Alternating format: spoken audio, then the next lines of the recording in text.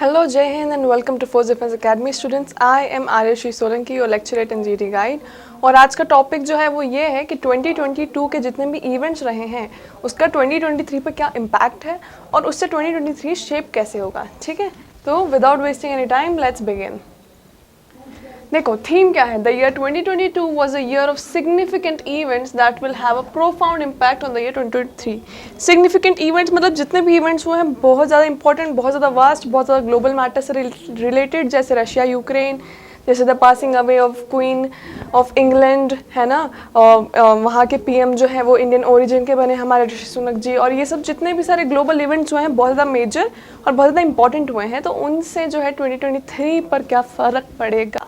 ठीक है, from a year long ongoing conflict between Russia and Ukraine to passing of Queen Elizabeth II, record inflation and the federal reserves rapid rate hikes. अब हम सबको पता है कि global economy toll पे है. सिर्फ इंडियन है किसी पर्टिकुलर नेशन की नहीं, पूरे ग्लोब की इकोनॉमी जो है एक पूरे टोल पे है. ठीक है, inflation is at the highest right now.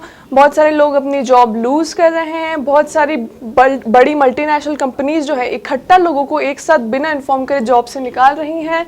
तो ये सब जो हुआ है और जो हो रहा है उसका इस साल पर क्या फ़र्क पड़ेगा वो हम पढ़ेंगे. ठीक है, Let us explore the major events of 2022 and what effects they will have on 2023. ठीक है, तो हम जो पढ़ेंगे वो बेसिकली रहेगा कि उसका सोशल इम्पैक्ट क्या हुआ है ना, उसका हमारे ऊपर इकोनॉमिक इम्पैक्ट क्या हुआ है, क्योंकि ज़्यादातर जो है पूरी कंट्रीज रन करती हैं इकोनॉमी के बेसिस पे, तो सबसे इम्पॉर्टेंट ही है होता है इकोनॉमिक इम्पैक्ट.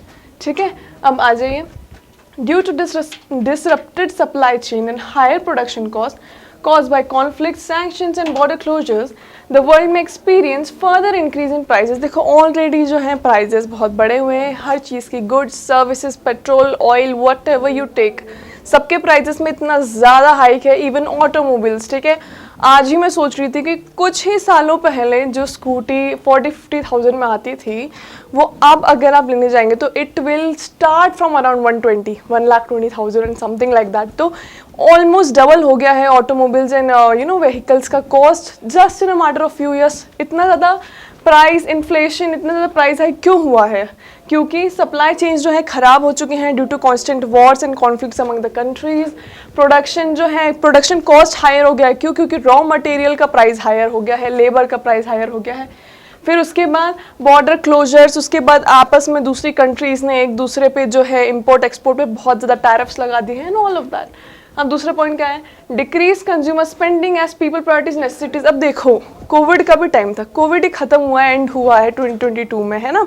तो लोगों को ना थोड़ा सा अक्ल आ गया. क्या लोगों को लग गया है कि लग्जरी जो है, लंबोर्गिनी ले लो आप, मर्सिडीज ले लो, ये सब जो है अगर कुछ हो गया तो घर में रखी रह जाएंगी. ठीक है, ये सब जो है नेसेसिटी नहीं है. तो पहले जो लोग इन चीज़ों के पीछे भागते थे, इन चीज़ों के पीछे अपना पूरा लाइफ कॉम्प्रोमाइज़ करके बड़े बड़े लोन्स उठा के खर्च करते थे on ultimate luxuries and everything, उन लोगों ने ये सब करना छोड़ दिया है. अपने खर्चे कंट्रोल कर लिए, अपने फाइनेंसेस मैनेज कर लिए हैं. लोग अब वाइज स्पेंडिंग करने लगे हैं और कम खर्चा करने लगे हैं. ठीक है, तो उसके कारण क्या हुआ है? कंज्यूमर एक्सपेंडिचर जो है वो कम हो गया है ना. तो अब वो डिमांड सप्लाई इकोनॉमिक्स में तो पढ़ा ही होगा आपने. डिमांड कम हो गई है बहुत ज़्यादा. ठीक है, now moving on, reduced consumer spending is a typical reaction during times of economic instability as people prioritize essentials over non-essentials. ठीक है, तो उनको essential अब ज़्यादा लोगों को लगता है कि जो necessity है for sustaining a life, we will have that rather than buying something which is not important and that is not so much of a necessity. ठीक है, अब आ जाइए. Rapid rate hikes by central banks. तो central banks ने भी जो है रेट्स बहुत हाई कर लिए, इंटरेस्ट रेट वगैरह ये सब बहुत ज़्यादा हाई हो गया है. लोन्स के रेट्स में फ्लक्चुएशन हो रही है. तो this is about that. The conflict between Russia and Ukraine has reduced economic activity and growth in the surrounding region. तो रशिया यूक्रेन को खुद को तो लॉस हुआ ही इस वॉर से, लेकिन उनके आसपास के रीजन को भी लॉस हुआ है. वाई? बिकॉज इम्पोर्ट एक्सपोर्ट उनका आपस में होता होगा, है ना. और उनके कॉन्स्टेंट वॉर के कारण जो है उनके पास रॉ मटेरियल खत्म हो गए होंगे, क्योंकि वो रॉ मटेरियल लोगों को सप्लाई करने के बजाय मिलिट्री के यूजेस में काम आ रहे होंगे एंड एवरीथिंग लाइक दैट.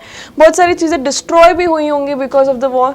ठीक है, तो उसके कारण सिर्फ रशिया यूक्रेन ने ही सफ़र नहीं किया, उनके आसपास के रीजन ने भी बहुत सफ़र किया है. ओके गाइस, अब आते हैं हम सोशल इम्पैक्ट पे. हमने इकोनॉमिक पढ़ लिया, अब सोसाइटी और लोगों पे क्या इम्पैक्ट पड़ा है वो देखते हैं.